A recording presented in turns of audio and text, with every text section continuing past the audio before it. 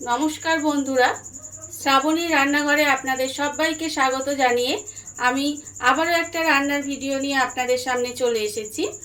আজকের আমি আপনাদের আলু দিয়ে একটু অন্যরকম রেসিপি বানিয়ে দেখাবো। আশা করি এটা আপনাদের ভালো লাগবে। তার জন্য কিন্তু আপনাদের পুরো ভিডিওটা দেখতে হবে এবং কেমন লাগলো সেটা কিন্তু কমেন্টে জানাতে হবে। তাহলে চলুন এই রান্নাটা আমি কিভাবে করি সেটা আপনারা একবার দেখে নিন। রান্নাটা করার জন্য প্রথমে আমি এখানে আলু নিয়ে নিয়েছি। এখানে আমি দুটো আলু খোসা ছাড়িয়ে ভালোভাবে ধুয়ে রেখে দিয়েছি। এইবারে এই আলুটাকে আমি প্রথমে একটু গ্রেট করে নেব। তার জন্য কিন্তু ছোট গ্রেটার নিলে হবে না, এরকম একটা বড় গ্রেটার নিয়ে নিয়েছি। গ্রেটার নিয়ে এবার প্রথমে আমাকে আলুটাকে খুব ভালোভাবে গ্রেট করে নিতে হবে। ঠিক এইভাবে আমি গ্রেট করে নেব। ওপর থেকে এইভাবে নিচে নিয়ে গিয়ে কিন্তু গ্রেট করতে হবে। এইভাবে আলুটাকে প্রথমে আমি সব গ্রেট করে নেব। আলুটা আমি এখানে এরকম সরু সরু করে গ্রেট করে রেখেছি। এইবারে আলুটাকে এই বাটির মধ্যে ঢেলে নিলাম। ঢেলে নিয়ে খুব ভালোভাবে কিন্তু ধুয়ে নিতে হবে, যাতে আলুর যে একটা কষ থাকে সেটা চলে যায়।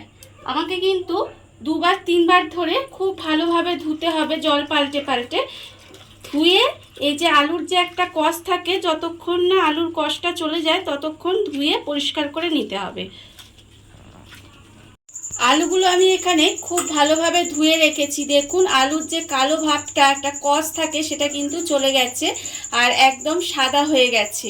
এবারে এই অবস্থায় আমি এর মধ্যে দিয়ে দেব নুন। আন্দাজ মতো এখানে আমি দেব নুন। আন্দাজ মতো এর মধ্যে আমি নুন দিয়ে দিলাম। এইবারে আমি দেব এর মধ্যে হলুদ গুঁড়ো। হলুদ গুঁড়ো কিন্তু আমি 1/4 চামচ মতো হলুদ গুঁড়ো দিলাম। আর আমি দেব এর মধ্যে লঙ্কা গুঁড়ো। লঙ্কা গুঁড়োও কিন্তু আমি 1/4 চামচ মতো লঙ্কা গুঁড়ো দিলাম। এইবার আমি এর মধ্যে দিয়ে দেব কুচনো পেঁয়াজ। একটা বড় সাইজের পেঁয়াজ আমি খুব সরু সরু করে কুচিয়ে রেখেছি, সেই পেঁয়াজটা কিন্তু আমি এর মধ্যে দিয়ে দিলাম। এইবারে আমি এর মধ্যে দিয়ে দেব পোস্ত বাটা। পোস্ত বাটা আমি এখানে পোস্ত আর কাঁচা লঙ্কা একসঙ্গে বেটে রেখেছি। সেই পোস্ত আর কাঁচা লঙ্কা বাটাটা প্রায় 2 চামচের মতো, বড় চামচের 2 চামচের মতো এখানে দিয়ে দিলাম। দিয়ে এবারে সমস্ত কিছু খুব ভালোভাবে মেখে নিতে হবে। আমি হাতের সাহায্যে কিন্তু এটা খুব ভালোভাবে মেখে নেব। সমস্ত উপকরণ আমি খুব ভালোভাবে মিশিয়ে নিয়েছি।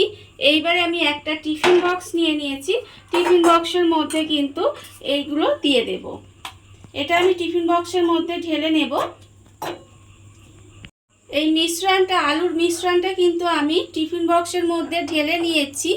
এইবার আমি এর মধ্যে দিয়ে দেব এই যে বাটি ধুয়ে অল্প একটু জল দিয়ে দেব। খুব বেশি জল কিন্তু দেব না, একদম অল্প একটু জল বাটিটা ধুয়ে নিয়ে আমি এই আলুর মিশ্রণের মধ্যে ঢেলে দেব। টিফিন বক্সের মধ্যে আমি অল্প একটু জল দিয়ে দিয়েছি। এইবারে আমি এর মধ্যে দেব কাঁচা সর্ষের তেল। কাঁচা সর্ষের তেল এর ওপর থেকে একটু বেশি পরিমাণেরই দেব।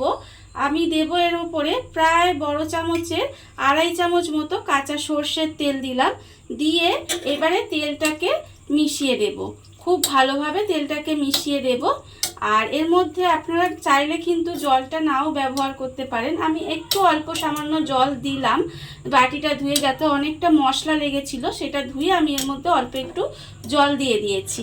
এইবারে আমি এর ওপর থেকে দেব দুটো চেরা কাঁচা লঙ্কা। কাঁচা লঙ্কা দুটো আমি এর মধ্যে দিয়ে দিলাম। দিয়ে এবার টিফিন বক্সের ঢাকাটা দিয়ে দেব। দিয়ে আলাদা করে একটু সরিয়ে রেখে দেব। টিফিন বক্সটা আমি আলাদা করে সরিয়ে রেখে দিয়েছি। আর অন্যদিকে কিন্তু গ্যাসটা অন করে একটা কড়া বসিয়ে দিয়েছি। এইবারে আমি এর মধ্যে দিয়ে দেব অল্প সামান্য একটু জল। জলটা কিন্তু খুব বেশি দিলে হবে না, অল্প একটু জল দিতে হবে। এইবারে জল দিয়ে আমি ওর মধ্যে টিফিন বক্সটা বসিয়ে দেব। টিফিন বক্সটা এমনভাবে জল দিতে হবে যাতে কিন্তু জলটা যাতে টিফিন বক্সের মধ্যে ঢুকে না যায়, এই রকমভাবে কিন্তু জলটা দিতে হবে। দিয়ে এবারে ঢাকা দিয়ে আমি বেশ কিছুক্ষণ রান্না হতে দেব। প্রায় আপনার 7 থেকে 10 মিনিট মতো এইভাবে রান্না হতে দিলেই কিন্তু রান্নাটা তৈরি হয়ে যাবে।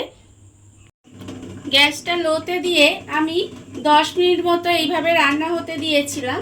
এবার আমি আপনাদের দেখাবো। দেখুন এটা কিন্তু আমার প্রায় হয়ে গেছে। এবার আমি গ্যাসটা অফ করে এটাকে ঠান্ডা করে নেব। ঠান্ডা করে নিয়ে তারপরে কিন্তু আপনাদের দেখাবো যে এটা কেমন হলো। টিফিন বক্সটা আমি এখানে ঠান্ডা করে তুলে রেখে দিয়েছি। এবার আমি আপনাদের খুলে দেখাবো যেটা কেমন হলো। দেখুন আপনারা, এটা দেখতে কত সুন্দর হয়েছে, আর দেখতে যতটা সুন্দর হয়েছে খেতে কিন্তু তার থেকেও বেশি সুন্দর হয়। বিশেষ করে গরম ভাতের সঙ্গে এটা যদি থাকে তাহলে কিন্তু আর কোনো কিছুই লাগবে না। আজকের এই রান্নাটা আপনাদের কেমন লাগলো সেটা কিন্তু জানাতে একেবারেই ভুলবেন না। আজকের মতো এইটুকু।